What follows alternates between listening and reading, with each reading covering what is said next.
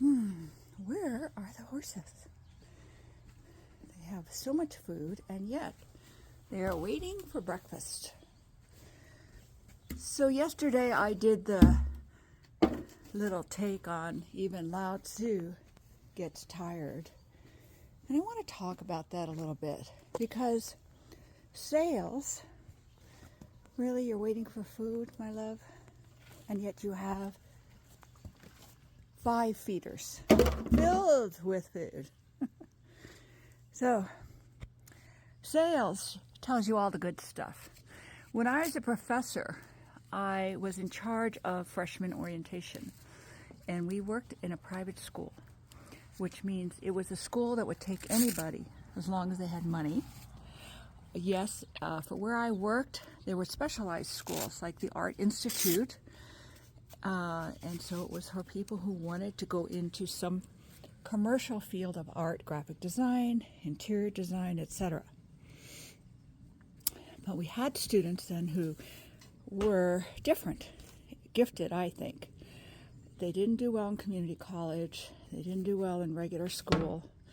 Just like me, I hated school, swore I'd never get involved with education, and yet the universe had a different plan for me.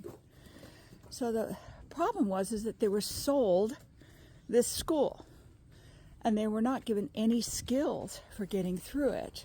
And because, excuse me, my boy, excuse me, because they were different thinkers, they were artists, they were coders, interior design, chefs, people who did not fit in to mainstream and wanted to go to college to make a living, not to get a liberal arts degree. And they are not from wealthy families or even middle class families, the majority of them.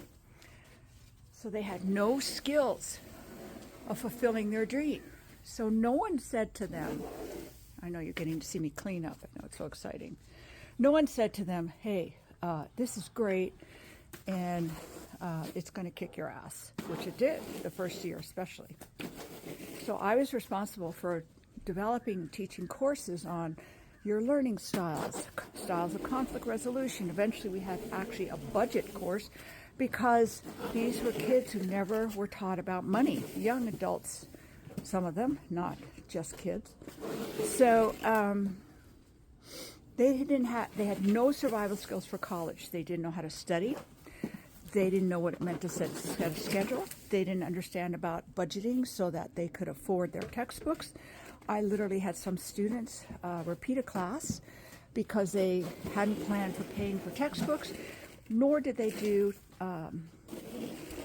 time management planning where they could go to the library and work with the textbooks there on loan for free, but you had to schedule it because there was only so many in the library. And it was terrifying to me how unprepared they were.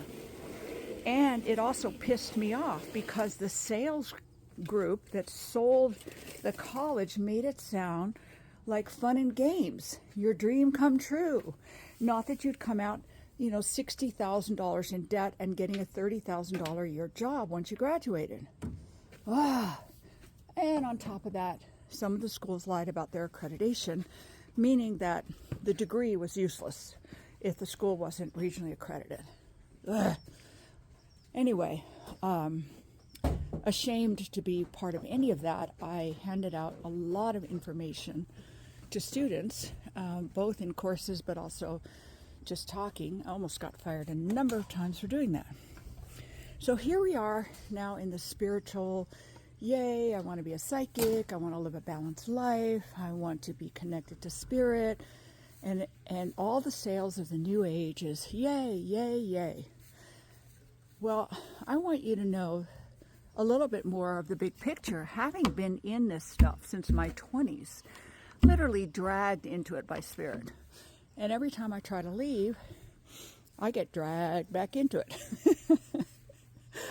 And finally, I couldn't live any other way. I loved it. And I wouldn't give it up for anything. I wouldn't give up this lifestyle, the path, the work, nothing. But I also, because I was able to live around my teachers, I could see the yuck of the work. I could see the humanity of it, that it wasn't all workshops and crystals and essential oils and MLNs selling New Age nonsense. And a lot of people don't get that picture. So the reality is, yes, we get tired. We still get sick. One time somebody said to me, weeping, "But I'm so angry and you never are." I'm like, oh my God, you have no idea. Of course I get angry. But as a teacher, I'm not going to get angry in a class at somebody. But yes, I get angry. So I want this to be a more realistic picture of life as a spiritual awakened being. Like I said, I wouldn't trade it for anything. On the other hand, someone once jokingly, fairly recently, said that they asked my meditation teacher, "What about meditation?" And his response was sort of half serious, was, "If you don't meditate, don't start." And in 12-step, when I was in Adult Children of Alcoholics, which is still, I'm still recovering from a dysfunctional family person, which is my family. There was no alcoholism, but my parents were children of alcoholics, so they handed that culture down to me without the alcohol, but the same dysfunctional patterns of alcoholism. In 12-step, they say there is, at some point, a point of no return, because you've learned too much, and now you're between heaven and hell, meaning going forward, you're going to get to heaven. You're going to learn, you're going to get balanced, but right now you're just in hell because of everything you're learning. And it's kind of something I say to people about recovery work. You open the door, at some point there is a point of no return where you can no longer go back into denial or tell yourself your old stories. And try to get hay into the house for the bunny without getting it all over the carpet. That'll be a miracle. So I wanted to give a more realistic picture for those of you, if you decide to do some serious work, not, hold on, let me open the door here. You'll see my messy house, and my bunny is currently installed next to my altar until he gets socialized enough to be a free bunny. And here is his litter box / food. Bunnies like to sit in their litter box, poop, and eat their hay. And there's my home altar. Okay, lots of artwork. Woo. So, getting back to what I was talking about, if you decide you want to do some work with me, here's what I have seen with people getting on a spiritual path, not just working with me. I tried to warn a friend of my sister's. She was in her 60s, and she had a spiritual awakening. And the first 2 years are courtship and honeymoon. Spirit knows how to get you involved. Your guides, your guardian angels, they're like, "Look at this, isn't this amazing? And this insight, and you can do readings, and yay!" And now you're hooked. Now this is just energy. This is just nothing to do with humans. One miracle after another will occur, and insights and connections and friends and soulmates or new job, lose weight, health issues go away, and you're hooked. And then the lessons begin and the training begins, and it's really hard. And then it gets great again, because you got to get through the hard stuff. So I try not to discourage people, but I also try to tell them, look, this is the honeymoon period. It's like marriage. It's amazing. But then after a while, oh my goodness, it's such hard work, but I love him or her. Oh, but it's so hard. That is a spiritual path. It's a relationship. So I'm not trying to be negative when I post something telling you how tired I am and how discouraged I am. And plus, I want to make it clear too. If, for example, you're an indigenous person in North America, you lost your land, your culture was robbed, your people were raped, your children were sent to whites' boarding schools, it goes on and on.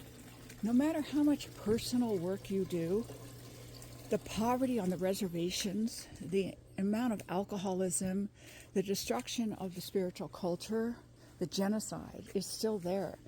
So it presses down on you. And sometimes you forget it because you've lived with it from the day you're born. So right now, for those of us who believe in free speech, who believe that people of color are equal to white folks who think white supremacy is the way to go, for those of us who are anti-war, we are living in a really upsetting, terrifying time. And every day, if I wake up crying, all I have to do is check the news. And sure enough, there was a bigger bombing in Gaza today. And I feel it. And I'm not so special like, oh, I'm the only one who does this. No, this is the bad part of becoming aware and sensitive is, as they say in therapy, the good news about therapy is you get to feel your feelings, and the bad news about therapy is you get to feel your feelings. Well, same thing with all this awareness and sensitivity. You connect with Mother Earth, you're going to feel when they're burning down the Amazon. Well, I want that to be clear too, that this is the downside of waking up, is regulating your nervous system is going to become a top priority. And sometimes in the beginning, it consumes your life. In other words, you get super sensitive, something opens up. Good dogs, get the squirrels. They're eating everything. Good dog. There's a little conference of my guardian puppies. The cat is actually bigger, and they're all in there trying to get that squirrel. I love it. So you wake up, you make a giant leap, people, oh, this big expansion, etc. Guaranteed that until that gets sort of integrated into your nervous system, you're going to suffer with oversensitivity. It's kind of like when I first started eating really healthy and organic, that I have to keep this party going here, that when I started eating crap food in the beginning years of getting healthy, I would get sick as crap. I mean, oh my God. And then I became high maintenance. My family made fun of me. Oh, everything has to be organic, etc., which didn't help at all. I had to travel with my own food. I was embarrassed to go places because I was high maintenance, blah, blah, blah. But then when I got healthier, now I can eat garbage and get away with it and just clean up my system. My system is much more resilient. So when you get into a path of waking up and awareness, whether it's psychology, emotional healing, etc., or spiritual energy, etc., talking to guides, looking at your past lives, guaranteed you're going to hit a period that's going to kick your butt until it gets integrated. And then if you're lucky, this will go on for the rest of your life, meaning you're going to keep growing. So every time you expand, you're going to get as uncomfortable as hell, take a period of time for integration, and in that transition period, you'll be pretty high maintenance in terms of self-care and maybe even being around other people. Hello, my boy. Yeah, I know. Petting is a big thing.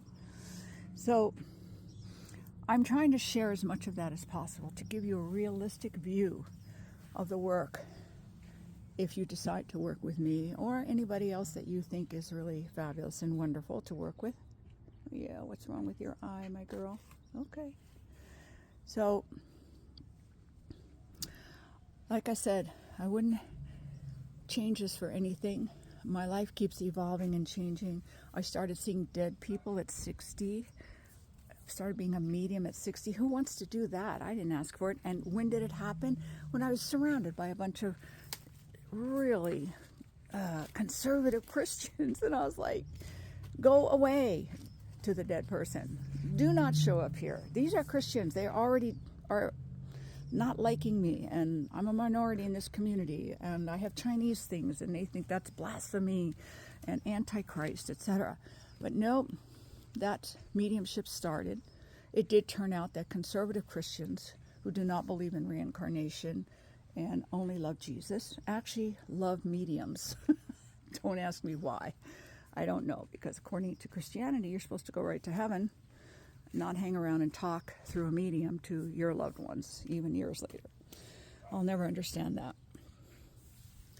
So please don't misinterpret my honesty as depression, negativity, being critical, etc. I'm just trying to give a holistic view of what living like this is. This isn't a workshop. This isn't a game. It isn't something you do part-time.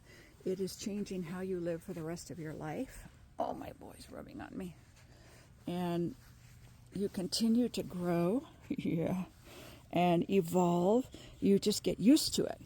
Just like you got used to being stuck and addicted to food, alcohol, cigarettes, vaping, weed, whatever you got addicted to, and you started living like that. This gets you acclimated to living a certain way for the rest of your life. And this is what allows me to walk past a tree and literally feel that tree grab me and say, I have something to show you, to teach you, or a way to comfort you or support you. Or this is what makes it possible that almost every time I go into the woods, I meet animals. And this is what creates this relationship I have with my horses and all my animals. And people have come to me and said, I want to do what you do with your animals. And it's like, it's not a workshop. It's a way of living. And then this is the bonus stuff. The animals, the trees, the earth. Oh, good boy, Odin. Good boy. Now this is the way you live. And then everybody has certain gifts that are stronger than other gifts, etc. But everybody, you will find this. I tell people when you begin this kind of meditation, not new agey stuff, you'll find your animals spending more time with you. You will find every relationship changing as a pleasant side effect of your personal work. That's not why we do the work, but don't forget to notice the goodies that come in, because when you shift, everything shifts, because we are a system. You know how we say everybody's connected, everything's connected. It is. So you change, everything else is going to change around you. Some friends will drop off.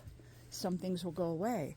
But other things will come in and get you, and you don't even have to try. You don't have to try to be an animal communicator. You are one. You don't have to try to connect energetically with the earth. It gets you. It comes and gets you, because your system is now changed and looking for that, ready for that, and open to that. So I hope this makes sense, and I do encourage people, give me a talk. Come say hello, see if I might be someone who can help you, because you know you don't fit in the way you're living now. And if I'm not that person, now you know, and that's a good thing. All right, got to feed the horses, got a phone call coming up, and it is a gorgeous day. And yeah, what's happening right now, especially in America, but all over the world. I was a child of the 60s and 70s, the Rainbow People's Tribe, make love, not war, women have a right to vote, black people are equal to white people, the American Indian movement, all these liberation movements, and we thought the world was going to change, and right now it's backpedaling towards the 50s, maybe even the 30s. And does that get me down and tired? You bet. Because here in America, we voted it in, just like what happened in Germany. Did you know that Hitler ran on a social democratic platform? He sounded so good. So yes, some days, like Lao Tzu, I want to get on my ox and leave. And other mornings like this, I love this freaking planet. I love this planet. And there's a lot of people on it I love. And I'm really sad that we're burning the Amazon. And I'm really sad that we're going back to fossil fuels. And I'm not saying electric cars, etc. are the answer either, because those batteries are creating a horrible, illegal, oppressive mining system in Africa. People aren't getting paid well. And there's no way to recycle those horrible batteries. So, more questions than answers. So we take the moments Today is a moment. It's gorgeous. It's great. I'll take it. But when I'm having a downtime, I want you to know we still get downtimes. It's just different downtime. I'm not going to go out and buy a new car or go eat 4,000 calories or go out and bash somebody emotionally, verbally, or physically to feel better.